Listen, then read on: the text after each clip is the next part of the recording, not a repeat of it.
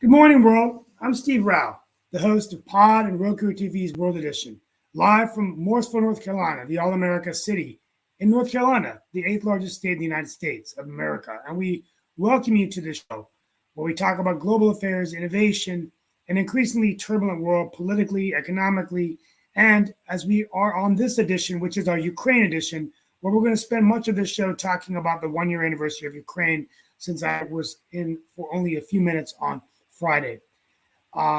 First of all, I just want to say that this last Friday evening, I was in Raleigh at the state capitol amidst many Ukrainian friends and leaders talking about the one-year anniversary in Ukraine, when Vladimir Putin invaded an independent sovereign nation, violating the international rules-based system that has been in place since World War II. Since his invasion, over 35 to 40,000 Ukrainians have died, hundreds of thousands of civilians severely injured, families divided and decimated, and hundreds of thousands of troops gone, Russian and Ukrainian. It's been a bitter and a sad year, and through it all, we continue to navigate and be inspired by the resilience of the Ukrainian nation. As I said in my remarks to the community in Raleigh, that, the Ukrainians remind us that freedom is not only worth fighting for, but it's worth dying for. And as we fight the Russian Empire, we're not so much fighting the enemy. This fight and this war is about saving what we love, freedom and democracy. Somewhere today, as I give this remarks, a young child may not be able to walk out of his house without worrying about being bombed or shelled or shot. We take it for granted that we can drive in our cars and do whatever we want. This is much more than just about one war or one nation. It's about what's right. And we can do something about it. Today, we're going to have a special guest, one of my friends, to talk about this. But before I do, I want to give a shout out to Volodymyr Zelensky, Prime Minister Zelensky. The United States had George Washington, who as our general commanded our armies to win our Revolutionary War, become our own United States of America, and serve as our first president. India had Gandhi, the leader of Free India, that became today the largest democracy. The United Kingdom had Winston Churchill, who inspired a nation to get into World War II. And we also had Franklin Delano Roosevelt, whose calm, soothing voice led us through the Great Depression and to the largest victory in World War II with the Allies. But Ukraine has Volodymyr Zelensky, Prime Minister Zelensky. He is the George Washington of this era. I truly believe that 1,000 years from now, he's the president of Ukraine. I apologize for that. He will be revered 1,000 years from now as the one man who did what was right and would not succumb to fear and intimidation and brutality. I dedicate this show to his courage and his spirit. And we want to know, if he's watching this show, that we are here to support his nation with whatever we can do. With that being said, I am honored today to have with us Michael Brzezinski, who is a political analyst and also has ties to Ukraine. Michael, thank you for being with us today. Hi, yeah, it's good to be here. I guess I used to work for the Polish Foreign Ministry for a time as well, and yes, I am a political consultant here in Raleigh. So I guess everybody has been talking about it for the past week. It's the one-year anniversary of the invasion of Putin's special military operation. You hear about it seemingly every day on the radio around now. And I think going into this, there's a lot of topics of conversation that are kind of on everybody's mind. The biggest one is war fatigue, I think, which is what a lot of the experts from Eastern Europe and a lot of the region analysts are kind of fixating on right now, because they recognize what many of us recognized a while back before, that while this war would not be short, it would not be a Russian victory. It would still drag out. Right. This is not a quick and easy war. This is the largest conflict that Europe has seen since World War II. It is the largest modern conflict between peer competitors with peer armies since World War II, or at least the Korean War. And what that means is that there's a lot of concern within Ukraine and within Eastern Europe and within the West that the kind of support that's necessary to fight that sort of conflict eventually dies down, that it eventually goes away, that gradually support dithers off because results aren't being seen. The reality of that is that the results that we're seeing is a stemming of Russian aggression at a cost that is borne almost entirely by Ukraine, right? The old adage, gold is cheaper than blood. The amount of funds and money that goes from the West to Ukraine is minuscule compared to even the kind of costs that the collective West paid during the Cold War just to station troops and build weapons that weren't even being used, right, in Western Europe, to quote STEMI, Soviet aggression. So I think you're going to hear a lot lately in the news about making sure that the right kind of aid is going forward. And I think you hear a lot of messaging from the current administration, from President Biden, about continuing nonstop aid going forward. But the reason you hear that is because that's kind of the most important thing on the menu right now, is making sure that we don't start getting fatigue, right? Yeah, and that's the question I was going to ask. And I had so much to get in my monologue, so I feel, and I apologize, it's President Zelensky. But, one of the things I think it's fair to say, and we're going to bring our other team in as we ask you these questions, is that, Fareed Zakaria wrote a good post, a blog in Washington Post, and it was all about kind of like where we're going. And it seems like whatever strides Russia made, obviously, they're losing in terms of being able to take over Kyiv, and the Ukrainians had success resisting, but even they, over the last few months, have lost territories that they've taken back. So at the end of the day, I think it is somewhat of a stalemate. I do believe that, one thing is that they could perhaps eventually, do you believe they could come up with some kind of agreement like Crimea and Donbass in exchange for NATO membership? But Zakaria mentioned that the money is continually important to provide Ukraine the ability to continue to fight. So it's really, it's really some game at this point. No, absolutely. I don't think so at all. And I don't think so because I think the last people to accept any sort of actual agreement that would be lasting in any way beyond, say, 6 months are Russia, or is the Russian government. Any kind of overtures that the Russian government makes towards, well, we want to establish peace talks, it's completely disingenuous, right? It is an attempt in order to try and not even actually engage in any peace talks that might lead to a resolution. Even if, quote, peace talks were to be established, the Russians would never sign any kind of agreement, none, that puts their own limits on Ukraine. They refuse to have any limits on Ukraine, hence why they're fighting a near total war with this country at this point. What would happen is this is disinformation by the Russian side in order to get people to stop focusing on arms shipments. One of the prerequisites of any sort of peace talk is at least a leveling out, right? A slowing down of conflict, right? So at some point, if you're establishing this narrative that, and you see this from Russian actors, well, the West doesn't want to negotiate, they don't want to talk. What they're really trying to say is, what they're really trying to get is, stop sending weapons, stop supporting Ukraine, stop the narrative that's going on in the West that's ramping up more and more towards more advanced weapon systems. We had the whole Leopard 2 and main battle tank conversation recently. Now it's looking like the conversation will eventually go towards modern Western fighter jets. Russia wouldn't sign a single agreement, not a single one. If they were willing to sign agreements, they wouldn't be throwing men into Bakhmut. The reality of the situation is that this is just another disinformation attack. This is another attempt to try and weaken the West's resolve. If you can convince the West that you're willing to maybe pursue peace talks, then you get actors within the West that are willing to start saying, well, whoa, the Russians, they might want to talk. Maybe we shouldn't be sending main battle tanks to Ukraine in the meantime until we've tugged at this string. And that's what Russia wants. It wants less support for Ukraine that will let it capitalize on battlefield victories. Yeah, I mean, I think, so we're going to bring in Mark Lee and we're going to continue this discussion. I'm sure there's other questions, but here we are a year later. And I think, as we continue this war, we're going to see food shortages. We're going to see gas prices affected.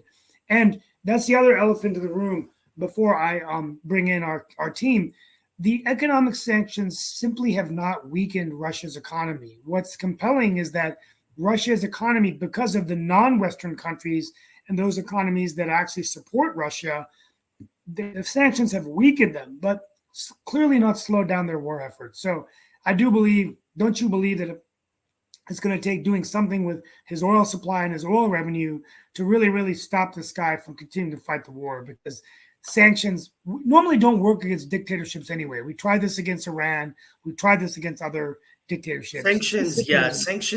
Sanctions should always be used whenever possible, but they're not going to succeed outright. The reality is that any sufficiently industrialized economy is far more resilient than people nowadays seem to give us credit, us meaning everybody who lives in the industrialized world. If you just look at the example of the Soviet Union during World War II, not to make a direct analogy to Russia of today, but just as a sort of economic comparison, this is a country that lost the vast majority of its wealthiest Western provinces during the German invasion. Something like 20-30% of the country was occupied at its high point, which was overwhelmingly the very highly populated, productive, industrialized parts of the country. Yet it still managed to wage a total war against the German war machine, notwithstanding, Lend-Lease, etc. You still had massive amounts of Soviet war material being produced. So the reality is that the consequences of sanctions or the consequences of foreign action against your country that would stymie your ability to finance a war often just get offloaded onto the civilian population. The regime itself will never let those consequences utterly shock its capacity and utterly break its capacity to commit to the war effort. They will move whatever needs to be moved around. They will move whatever funds. They will access whatever sort of resources that they need to have in order to continue fighting the conflict, because the end of the conflict, especially in the case of the Putin regime, would mean an end of that regime. The consequences ultimately get felt on the civilian population, which is what we've seen in the conversation around sanctions, right? The reality also is that, unfortunately, with these sanctions, I don't see much of a capacity for, say, a popular civilian uprising against the Russian regime. There are no elite actors within Russia right now that are primed to act against the Putin regime. And for any sort of successful, regime change, you do need to have certain elite actors willing to engage and capitalize on that to push forward. So, say with the collapse of the Soviet regime, you had members within both the Communist Party and the armed forces willing to capitalize on popular resentment. Right now, you don't see any of that. So this conflict will drag out for a little while longer just because there is no immediate end condition going forward just yet. But the reality also is that the resources on both sides are very limited. The difference being that Ukraine has access to Western support. Russia is desperately looking for support right now, most notably with what we've seen in the news with China. And the key is making sure that support that they get is not able to replenish them significantly, which is why we see so much in the news over the past week on U.S. pressure on China to ensure that China is not supplying Russia with significant war material. Both Russia and Ukraine cannot fight this kind of war entirely on their own means. So I guess it really does come down to us in the West to make sure that Ukraine has that support that it needs to see this through. Absolutely. I mean, I think well, thank you so much for being with us. We're going to open it up now. Mark Lee is one of our analysts here, host of the show with me. We want to open it up to Michael. Talk about the war, talk about definitely wasn't talking about the war, and our other guest actually raised a very interesting question that I'll bring up as well. But Michael, one of the things that I've been hearing folks being somewhat concerned about and everything is the money that's going out. Because sometimes when I talk to my friends that are in the social justice or other spaces here in the United States, they see how many billions are going to Ukraine, and then the standard answer is, what could be done with that here in the States if that money was spent on some of the issues that are facing us. And that's not to say that I think that anything is going on. You there?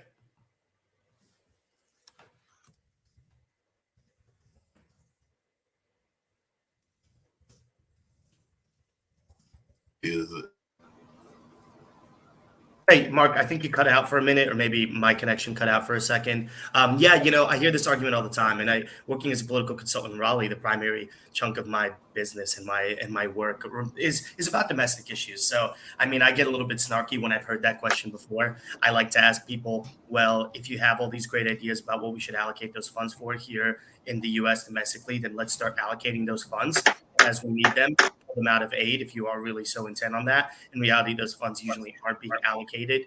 These are not funds that are being pulled from other social programs. These are not funds that are being taken out of anything other than our military budget, which is designed to ward off and to compete and to neutralize the threats that our country faces. And right now, those two big peer enemy threats are Russia and China. So you think of the fact that, okay, we spent $111 billion. I'm under the impression that if I went back in time to 1972 and I told a couple of the U.S. generals in NATO Western Europe command that we were managing to absolutely annihilate Russia's military capacity on the battlefield by spending, $111 billion and not a single American life, enlisted American life lost, I think they would salivate and cry at that reality.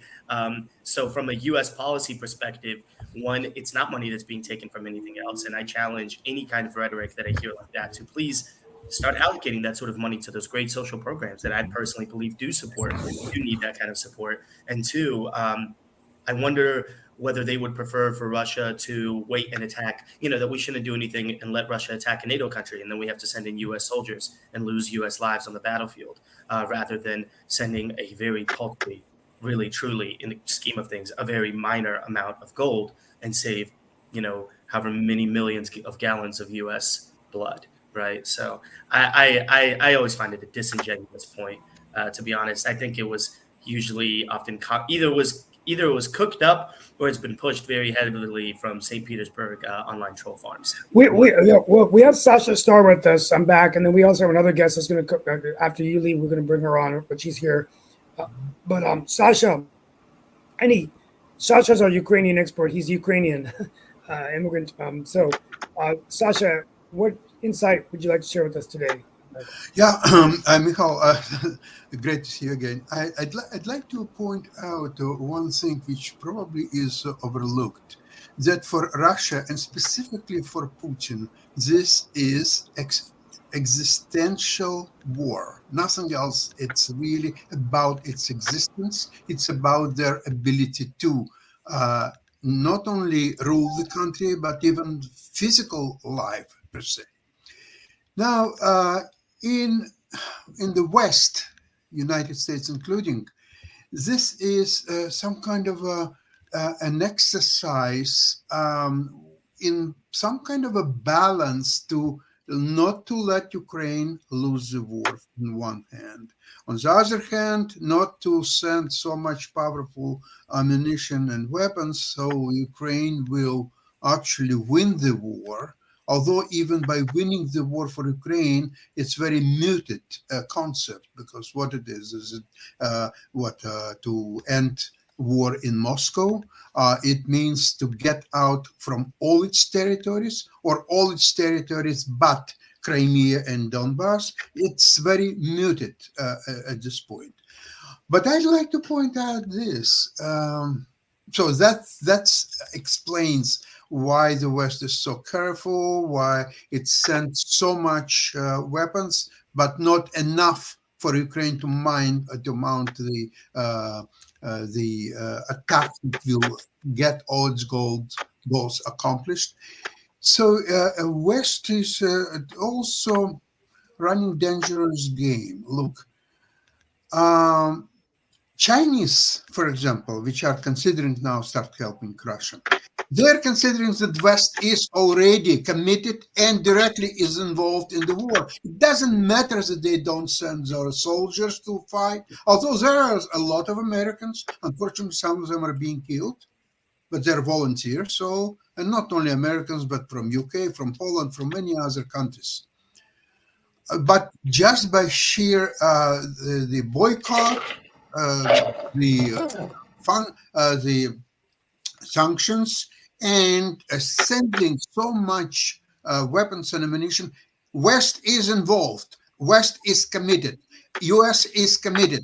So now, if Russia is still successful, it means not only that Ukraine lost, it means that the West lost. It means that all our society lost. Okay, it was the only people who will be happy about that are Republican bookkeepers. Okay, that's fine. But that's not all America. Thanks. Oh, come on. Thankfully. Yes, I'm saying exactly what it is.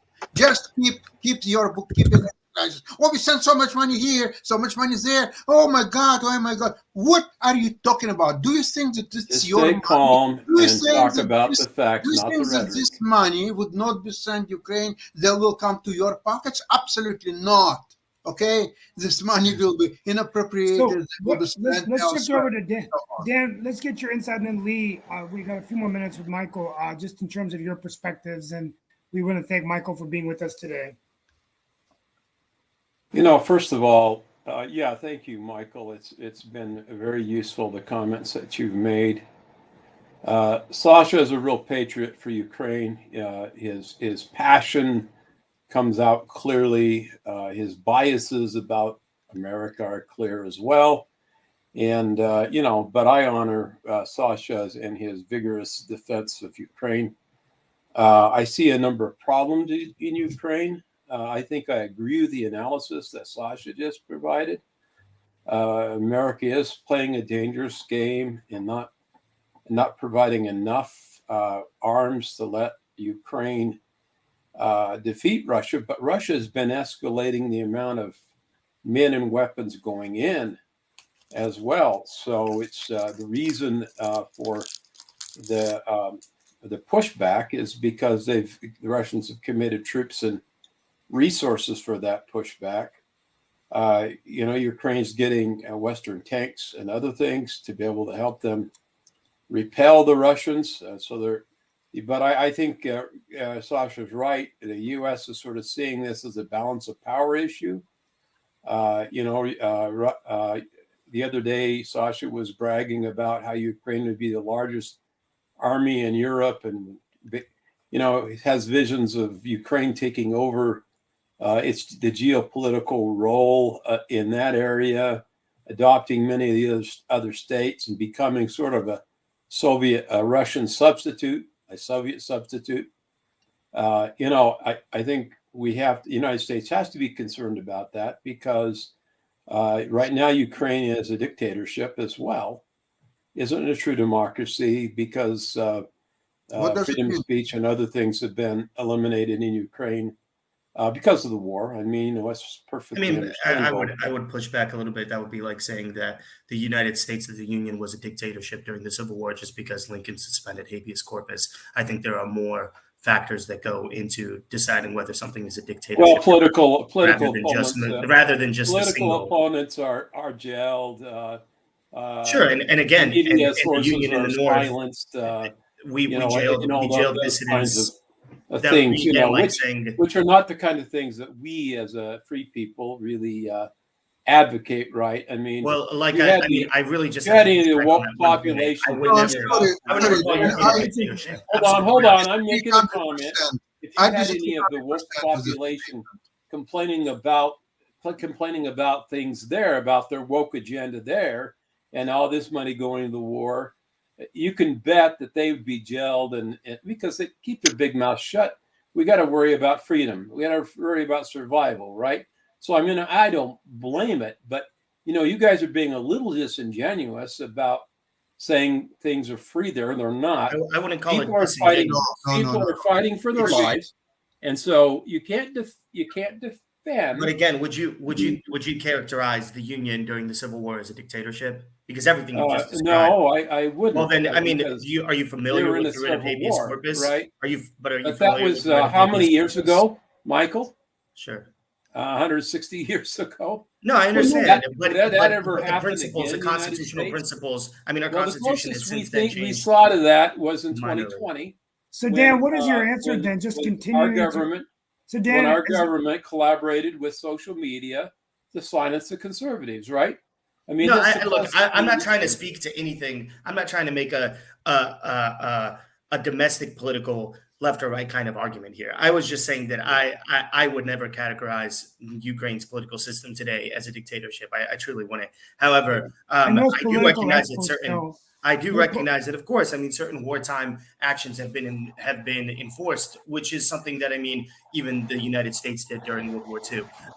These are things that, when you're at that scale of total war, We did during World War II. suspended Like what? elections. They haven't suspended parliamentary procedures. They haven't suspended any aspects, actually, of the Ukrainian constitution. I wouldn't call it a dictatorship. That being said, Miguel. I do think it's a dangerous game to play the fine line. I think the narrative that's been coming out here during this conversation. Hey, let's go to Hey, V and then go Miguel, back to Miguel. Mike. Sure, We have because 4 you minutes. support Ukraine. Miguel, Well, Thank I you, support Steve. Ukraine Hold on one second. No, I Hold support on a Ukraine second. because I Miguel. Let understand. Michael finish, please. He's the I guest. realize there's some realities about balancing things out and how things are looking. So this is where I right? would say that's dangerous, right? I support Ukraine not because I'm Ukrainian. In fact, I'm half Russian. I speak Russian. I'm half. A lot of Russians are supporting Ukraine. Sure. But the reason why you'll find the Russians supporting Ukraine isn't because they're self-hating Russians or because they just happen to be the woke liberals of Russia. I mean, this kind of No. analysis. They're The people reason that- why I support Ukraine is because Russia is not a stable situation. Russia Well, Russia's is wrong. not a stable. Russia is not a good thing for neither the people of Eastern Europe nor the people of Russia itself. And Russia is not a rational actor like other states. It is the last empire. It operates upon old imperial principles. It sees no limits to its ambitions, and therefore it cannot be negotiated with like a modern. You know, you're right. You're absolutely And right. so what I would say to that is that the United States kind of needs to come to its own decision and needs to kind of wake up a little bit when it comes to policymaking, because you cannot straddle a fine line of, well, we want you to win, we want Ukraine to not lose, but we want Russia also not to lose. I mean, there is going to be a loser, and deciding to actually set a firm policy agenda and decide to go in one firm direction, that we're picking a winner. Does the U.S. Which we do want have that right to. Ukraine? I mean, I wouldn't say we have the right, but we do certainly have the power to do, and it's something that a superpower always does. When Does major conflicts play does out, the we US pick want winners and losers. Ukraine And so, if we're the sent sooner into we the get power behind, vacuum? I think the if sooner Russia's we get defeated? behind. If you let me finish just this thought. Dan, could you please sooner be we get respectful? behind- Excuse me. He's not being respectful for me. He's talking over me. Well, when we invite a guest to the show, Dan, you allow the guest to answer the question. If you're not comfortable with that, you can take some time off and come back. But this is a guest that's been invited to the show. So, So well, I would just- ask- and I just have one last word, but I think the sooner that the United States decides just that we kidding. actually do want Russia as the loser here, the sooner it will be better for our own foreign policy. The sooner that we will have a more cohesive foreign policy, we can actually decide to start realizing and start thinking about what do we want this region of the world to look like after it's all said and done. Now, at the end of the day, that doesn't mean that the United States is going to single-handedly, do all this. It's only possible because there's Ukrainians, because there's so many Belarusians, because there's so many Poles and Balts and people of the Caucasus that absolutely want to fight this battle and are just looking for our support. But the sooner that we decide that, okay, this is actually the policy agenda that we want and the direction that we want, then we can actually get to the important and critical business of deciding what do we want that future to look like. And right now, the United States is not in that discussion. And right now you have a couple of actors as a part of that discussion. Ukraine, Poland, you have the Baltic states, and the UK are part of that discussion. But the United States is not. And unfortunately, it's because we are a little bit too disconnected from this issue, and we would prefer for things to continue as the status quo, which the status quo, you can't keep the status quo forever. History moves forward, things change, and the longer you get stuck in trying to maintain a status quo, the more you dig yourself into a hole of not being prepared for what comes next. So, Miguel, just really quickly, it was a question that actually Thank you, Alexandria Miguel, so had much. asked, and I wanted to actually Michael. bring Alexandria in as well. But Alexandria actually asked a question about social media and the impact of social media on the whole war and all in that space. And by the way, Alexandria does, even though she is a sports figure, and I definitely want to get to some of that as well, she does have ties to that part of the world, actually having lived in Russia and being born, if I remember correctly, in West Germany and all in that way. And was actually born under the Russian dictatorship of Brezhnev, if I'm remembering correctly, and all in that space. Please correct me if I'm wrong, Alexandra. I'm just trying to remember some of the points that you were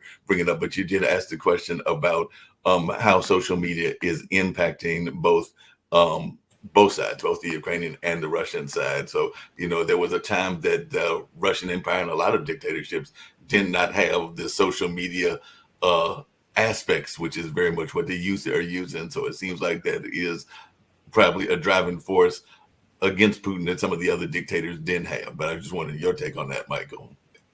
Sure. Hi, Alexandra. Привет. I think the Russian government has done a wonderful job at manipulating social media and getting, and in general, just as propaganda efforts against its own citizens. I can tell you, I mean, I have family members in Russia who are completely, brainwashed when it comes to certain things. The biggest thing is that, there was this great book that I read when I was doing my master's on Russian and Eastern European politics at Chapel Hill, which was, it was like Russia, TV nation. And compared to the vast majority of other countries in the world, the overwhelming majority of Russians engage with pretty much all of their news and all of their information gathering through TV, far lower rates percentage wise compared to, say, other like European countries. In social media, right, through online. Now, you do have that. The biggest single platform in Russia and in the Russian-speaking space for social media is called VK, Vkontakte. It is like an aggregate of Facebook, MySpace, YouTube, and a million other different social media platforms. And the nice benefit for the Russian government in terms of that and how popular that one single platform is, and that it's Russian-based, is that it allows them a lot of control over the kind of content that's published and propagated through there. So you do see a lot of pro-Russian content put out through those channels. The other big factor is that the Russian-speaking world in Russia, those that have those that live within the Russian space, is that it's not quite as connected to the English-speaking world, to the English-speaking online world as the rest of say Europe. It is part of its own Russian-speaking world, the Ruski Mir. So you have all of this content going out, hitting these average everyday Russians in the Cyrillic alphabet or, in the Russian language. And this isn't something that's easily penetrated by your typical Western social media. Now, there's one exception. Since the war started, you have Ukrainians who were part of that Ruski Mir, able to engage on this social media fight with the Russians. Unfortunately, I think that we have had some 20 years of brainwashing and propaganda that's gone on in Russia that most Americans are completely unaware of the true scale of it. That's been pushed upon the Russian people, prepping them for this war. Anybody who thinks that this war came out of nowhere just hasn't spent a single moment watching Russian TV, I think. And anybody who was watching Russian TV knew exactly what was coming. So I think the big factor is TV. I think Ukraine presents a very new kind of destabilizing force in the Russian social media sphere, because they are able to engage with Russians on their level and hit and really, to quote, modern day parlance, clap back, right? But at the end of the day, you do not get over 20 years of gradual, of very, very, very masterful inoculation of a population towards a war and towards like absolute genocidal racism in many cases against the Ukrainian people. You do not get through it with a couple of memes over 1 year of conflict.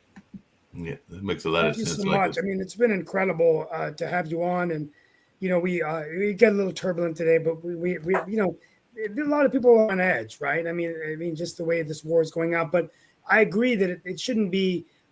We need to do what we can to support Ukraine, and I think anybody that says, well, why are we giving the money and all that? I mean, at the end of the day, we're giving the money because it's the only way that Ukraine can win this war. And unfortunately, their country has been devastated as well, right? So even if they survive the war, the concern is, how are they going to rehabilitate? How are they going to recover, right?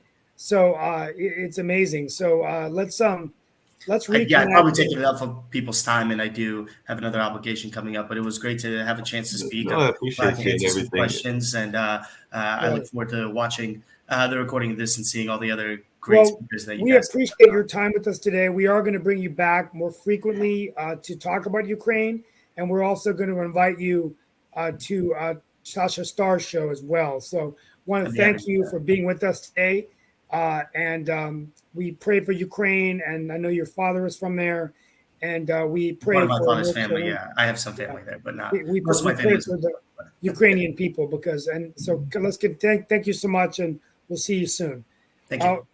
Okay, Mark, let's continue our discussion. We got Well, I about was going 20. to continue the discussion. I wanted to bring in Alexandria, and actually, I wanted to hear her take on it because, like I mentioned earlier, she is from that region to some degree, because definitely having been born there in West Germany, but she was also a female athlete pioneer. Actually, the was one of the first female to make and form the U.S. women's bobsled team there in 1994 and won the national competition. And definitely, that was some amazing efforts back there in 1994, and definitely is a advocate both of fitness and also of the environment. But I let Alexandria speak for herself about both what we've been talking about and also just on her groundbreaking work, because she's also been doing a lot of research on other great women athletes as well. So that's part of the reason I wanted to hear from Alexandria on this particular day as we're nearing Women's History Month and all of that. But Alexandria, if you'll share some of this amazing history of yours, I would love to hear that, including some of that family history as well. Hi, thank you. And I have to say, I really enjoyed that banter. I'm so used to coming in and just diving into women's history and sport. So I'm thank you for including me in that, and I really enjoyed that. That was good stuff. So yeah, for me, I also teach kinesiology. I'm teaching women's history, and what really made me write the book is, I'm one of the professors responsible for teaching tomorrow's therapists and trainers and anything and all things sports, wellness, fitness, health, recovery, rehabilitation. And so when I get these 300-page textbooks, and there's really about 2 to 3 pages, and I'm not kidding, 2 to 3 pages of information on women. After a decade of that, I thought, this is insane. And so I started compiling notes, started researching, but of course the pandemic hit. And so I was only teaching online. So that's when the real research came in. And while I really started just to talk about women in sports and a lot of that, I wound up going back all the way to ancient Greece and then moving slowly through history, because where we are, the history of just kind of like what you all were talking about with Russia and Ukraine, you can't just jump into what's happening right now. You got to go back and look at what was happening. That's really what I did. And I throw questions at me, because I really did decide in this that I was going to cover all things female. Well, one thing I was going to ask you just really quickly, one, you got to give, a lot of times women are doing amazing things when they are competing. Like you said, you did win that national competition, but you were doing it, as I understand, at the time that you were 4 months pregnant. And we do know that has been a thing with different athletes that are still competing, even though they are giving childbirth as well later on in that space. So I just wonder, was that even a concern of yours as you were competing, because you were 4 months pregnant with your second child? I don't know how many children you have total and everything, but definitely that was at that time probably a radical thing to be doing in 94. There have been some other folks that have been doing it now and everything. And then I was also wondering your take on athletes that are also getting engaged in political activities, because we do know what happened with Brittany over there in Russia, but there have been a number of other athletes that have used their platform to talk about issues. And I was just wondering your take on that. Oh, those are great. Okay, so yes, it was quite radical. So the backdrop really, and most people don't realize, is in 1940, Melville Dewey, as in the Dewey Decimal System, his granddaughter won an open competition in bobsledding, men and women, and she won. And when she won, it took the AAU, the Amateur Athletic Union, about 2 days to decide that they didn't like that. And so they stripped her of her medals and they banned women from the sport of bobsledding. And so it was 1993, and I was sitting on the couch holding my 6-month-old, and I watched bobsledding on ESPN, and I thought, this is the coolest thing I've ever seen. I waited for the women. They didn't come. And of course, then I started doing some research, and I found out that women were banned. And so that's kind of what started it. So I was not at all prepared to become the face of bobsledding because I had a 6-month-old. But I did a lot of letter writing, trash talking to the International Olympic Committee, the United States Olympic Committee, just because I was also a former competitive fighter, which was also quite rare then. And so I thought, there's no way they're going to tell me I couldn't handle this. Had no idea what the sport actually entailed. And so when they called me in January 1994 and said, all right, we're going to do this. Are you coming, big mouth? You know, I was like, yeah, I'll be there. So I literally had to slide wearing a kidney belt because I had just had my first child. And so I wasn't completely put together again yet. And then as I kept making the cuts, we found out I was pregnant with my second child. So when the nationals came, I was 4 months pregnant. By this time, I'd been in the news enough times that Case Western University found out about this bobsledder. And at the time, I was squatting about 375 pounds, free weight, sprinting just around 20 miles an hour. So they were really excited to have me be part of their program. So I always tell people I knew that my child was safe because I was literally hooked up to everything. I would train wearing EKG leads, oxygen mask, a fetal monitor, a heart monitor. I was attached to everything. And so I knew that I could literally see, I could hear her heartbeat when I was training. So I knew that she was safe, but I got a lot of blowback. Thank goodness there was no such thing as social media yet then, because I probably would have been creamed. But my child is super healthy and athletic and to right now, but at the time it was unheard of. And then at that point it was fight on for me to get women into the Olympic Games. And so I hung in for the next 4 years just to get women into the Olympic Games with the help of a host of amazing other women. And that kind of ties into your second question, which is, so between what I went through just because I was watching television and didn't see women representing a sport I thought was cool, that really opened my world up to activism and also research and science. And so I love that female athletes are being so active. Most people, you say athletes took a knee, and most people don't know that the first Black athletes to take a knee were in the 1960s, and they were Black cheerleaders. Most people don't know that. We think Kaepernick, right? Yeah. So there's a long history of things that women have done that predated who the male athletes we think did things. But we didn't write about females in sports really until the 1970s is when it started to pick up with the Battle of the Sexes. Do you think it's gotten better for women? Lee's been very quiet today. Do you have any insight, Lee? First of all, good morning. Thank you for coming. And all this, what you're saying is beautiful, and women should be included. I don't know what they were thinking, what have you. But do you want to speak to the abuse women have taken by male coaches? Jennifer spoke much on this topic. Oh my word. Yeah. So do you have 2 hours? So yes. And so when I, at the end of every semester, when I teach my college students, we go through everything. We go through all the abuse. We go through the history, the how women are portrayed in the media, hypersexualized uniforms. We go through all of that. Title IX, why Title IX really is dispelling the myths. And at the end of every semester, I always ask my students, male and female, most of them are athletes. And I'll say, okay, let's talk about abuse. What can we do, in your opinion, after everything you've learned this whole semester, what can we do to curtail some of the abuse that we see? And I will tell you that my amazing, brilliant 20-something students will often say, they'll often say, it's just sad. That's just the way it is. I don't see how we can stop it. And that always blows me away because they're not saying it to be, snarky. They genuinely don't see a way out. They believe because of what we are fed all the time.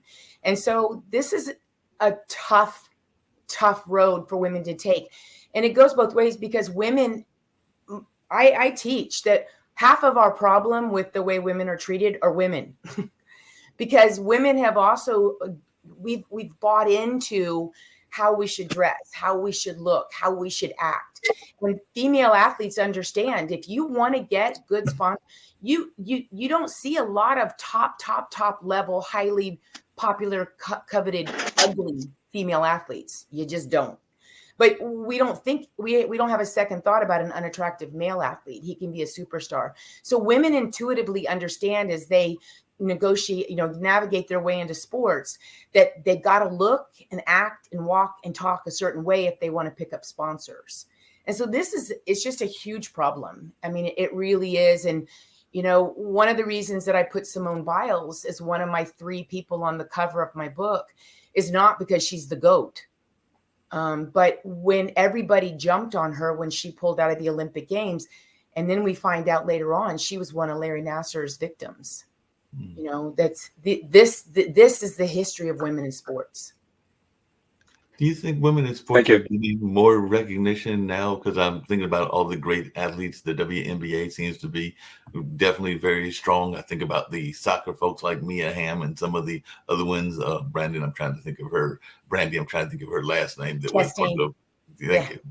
And then some of the other amazing women athletes that are out there. I understand that there might even be some women athletes that are starting to break into what used to be male-dominated fields like football and hockey. But I'm just wondering, is it become so common that it's becoming almost no fields that are not beyond being broken in that sense? Because like I said, I can't think of a sport that women aren't in, maybe rugby. But even there, I think there might be some women rugby players as well. Right. You just said that you were involved in the fighting, and I'm going like, wait a minute, she doesn't even look like she has a fighter's frame and all in that space. But I do know that fighters come in various frames, and I'm not going to try to mess with you whatsoever, because you'll probably knock me out in a heartbeat and all of that. Probably, yeah. So first of all, Mark, get ready for a slew of emails from all the women who are in the World Rugby Association. You're right. We've broken great ground. So this is where I love this conversation, because again, to my college students, I'll say, okay, let's put a stop to that just for a second. And now let's look at a few things, which is, right now in our top medical universities in the United States, we still use the 154-pound male model to represent women when we do research and clinical trials in medicine. We know that women, because of our hormones, we react differently. There's all kinds of, the numbers are quite alarming about how many women wake up during surgery because we react differently to certain anesthesias, for example, Ambien, sleeping aids, painkillers. But we're still using the 154-pound male model. And for all the like, as you said, women are just everywhere in terms of sports. There's nothing that we can't do. We're showing that. But only 6% of all exercise science research, 6 is dedicated to female athletes, 6%. And so, the numbers are, this is where our real problem is. So how can we possibly be saying anything more about, for example, transgender female athletes in sports? I believe fully and totally that all people should be able to live the life that they believe that they should have. Absolutely. And I would never want to stop anyone from living their life. But I don't know that we can actually say, as the IOC did in 2014, when they said transgender female in sport, sure, okay. Very little research. And so my point is that I don't understand how we can let certain things happen right now until we up that 6% to at least 50% for our research. And and I'll tell you before anyone asks, the reason that we use the 154-pound male model, the reason we only have 6%, the reason that in the United States, we have the most fatalities during childbirth of any Western country in the world, right? The reason all this is happening is because we're being told, because of our hormones, in terms of clinical trials, were too time consuming and were too expensive to use. So it's easier to use the 154-pound male model. Wow. Wow. It's amazing. Real quickly, Mark, before we end the show, just a couple of things we didn't talk about today, but just to let people know what's going on. And we want to thank you, Alexandra, for sharing all your insights. The CDC is investigating the train derailment, terrible situation in Ohio. So we're going to talk about that tomorrow. What does this mean? How does this affect the transportation department, the environmental department of the country? Terrible winds and storms continue in California. Winds and storms occurring. A new president of Nigeria, possibly. They've got a guy named Peter Obi, who's an unknown third-party candidate that might have a chance to win. And there's been protests in Mexico. So as we continue this conversation, just a couple of those things we're going to talk about tomorrow. But back, definitely. And there's another one that we might get to tomorrow as well that I'll actually loop it into the question I'm going to ask Alexandria, because there is a white student that is actually suing one of our HBCUs, Howard University, which of course is also where Kamala came from, for $2 million over racial discrimination. So it's one of those reverse discrimination kind of suits, and it'll be interesting to see how that plays out. But Alexandria, I was wondering what your thoughts are in the sense of the management side of the athletic world. I do know that there have been a number of great athletes, women athletes and everything, but there are definitely on the basketball side, folks like Dawn Staley and a number of others, but I don't know that there is enough leadership in the sense of women coaches and women owners and things in that space. But I just wondering your take on that, if there is enough women-led sports organizations, and is that something that you would like to see more of? And then the other thing that I was curious about, and maybe you can loop them in, maybe you can't, is I also saw that you were an environmental activist. I'm going like, how does the sports world fit into the environmental world? Because that's one of the things that when I was doing my research, I found out about you. And I'm going like, are they two separate things, or are they tied in together? They're two separate things, but they're obviously tied together. When there's all kinds of studies about communities that are near heavy industrial activity, oftentimes, believe it or not, soccer fields are very close to these industrial parks. And so, I joke about it, but I don't, which is it's all great till you can't breathe. And I know of a place in Midlothian, Texas, where parents would joke, you could leave your wallet or your purse, but if you left an inhaler, it'd be gone in 2 seconds. And so, I obviously, I think the sports world, I love activism in the sports world, because we're a country, we love our athletes. And so if an athlete can speak to issues that are going on about civil rights or clean air or clean water or child abuse, this is a great thing. I know a lot of people don't like that. They just want athletes to stick to sports. But if we're going to call them role models, then let's use role modelism beyond sports to really help people see what's going on in their communities. Yeah, no doubt about that. What about the notion of more women in coaching? Is there enough women in coaching? So before and in my history, before women were accepted into sports, all of our trainers and our coaches and organizations were women led and women held. And then as soon as women came into a sport that became profitable, early in the 1960s and 70s, all coaches were replaced by men. And then the fight really began in the 70s and 80s to get more women into back into coaching. So it's an ongoing problem. Yes, we definitely have more female coaches, but we need so many more coaches. And to my point, if we only have 6% of research and we don't know anything about women's bodies, and I give you the example of Mary Kane with Nike. She was the fastest girl in America, and Nike swept her up. And an all-male staff didn't understand that female athletes actually need more protein. And they literally starved her and broke down her body and destroyed her career. And so we definitely need more female coaches who understand things that male coaches don't yet, but they're not educated. They don't yet understand about female hormones and cycles and how really big this is in an athlete's career. How often do you feel that the portrayal of women athletes has been done well? I know that there was that movie, I think it was A League of Their Own, that was about the women baseball players and all in that kind of way. And there have been a couple of other ones, including the one about the UNC soccer team and a couple of other ones. But I was just wondering, how accurate do you feel the portrayals are of women athletes, even if we go back to like some of the early track athletes and all in that kind of way? Oh, okay. That's a loaded question. The short answer is, so for my students, I break it down, and a lot of people don't like this. I don't care, because it's the reality. Is the white female athlete and the non-white female athlete experiences were quite different. This is I'm not passing judgment. I'm simply stating that in the early days, the only women who were allowed to participate in leisure sports, which was croquet, lawn tennis, golf, were upper class educated white women. Well, and so the first women in the Olympic Games were only upper class educated white women. And so this is a history. And so of course, that historically speaking, that had a big impact on who had to fight the hardest to get into certain sports. You know, I told you my story of I had to fight bobsledding just because I was female, but the history is long and hard of other non-whites getting into certain sports. And in fact, the Latina athlete really didn't make her big emergence into sports until the 1990s. And as one of my college students said to me when I asked, why do you think that is?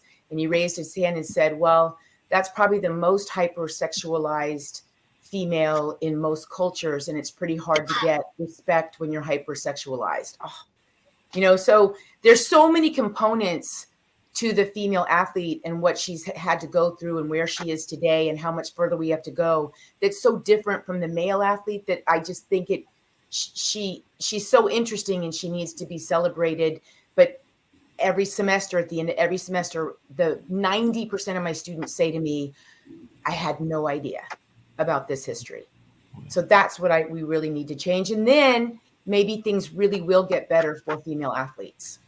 So who are some of your favorite athletes? And then we're going to let Steve do his closeout as he always does. And I don't know if anybody else has any questions for you really quickly, but who is your favorite athlete out there in the world, whether it's in the United States one or one from Eastern Europe or wherever they might be from?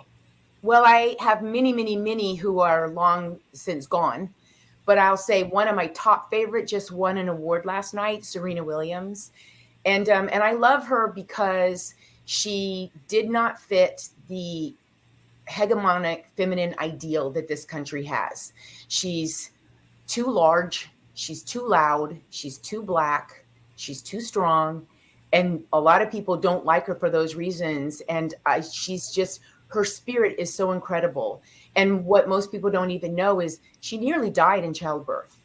And coming back from having her child was incredibly hard. And so when she was wearing those, they called it a cat suit.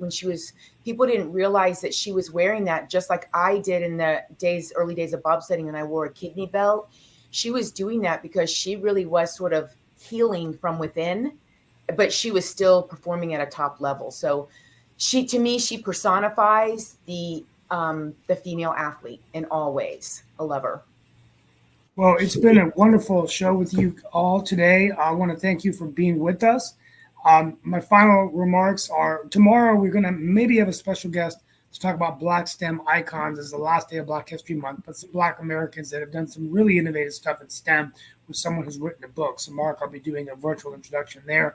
When I close out on Ukraine, I'll just say that one of the inspiring stories that I walked away with was a story I wrote about a year ago on a Ukrainian named Misha Shevets, who is a PhD in artificial intelligence at UNC Chapel Hill. There's about 21,000 Ukrainian immigrants that live in the Research Triangle here in North Carolina. Many of them are in science and innovation. And what I find interesting is that most of them come from a city called Dnipro, which was the rocket science capital of the former Soviet Union. When Shevets, who's actually studying for his PhD, a year ago would call home to check in his mom and dad, he'd hear the bombs going off. And here he is 1 year later saying that the situation is getting worse. He's not sure if his mom is going to be able to make it because it's been hard on her health. But just really hit home for me on the people here in America and in other parts of the world who are affected so much by Ukraine. And Sasha, our heart goes out to you as well. Being from Ukraine, I know how painful it must be to see your own home hit, devastated like it is. But on that note, we're going to continue to monitor the situation in Ukraine. now that we're a year into the war, more than a year now, a year and a few days, and we'll be talking about this again. But thank you all for being with us, and we'll be back tomorrow for another edition of Pod and Roku TV's World Edition. Thanks.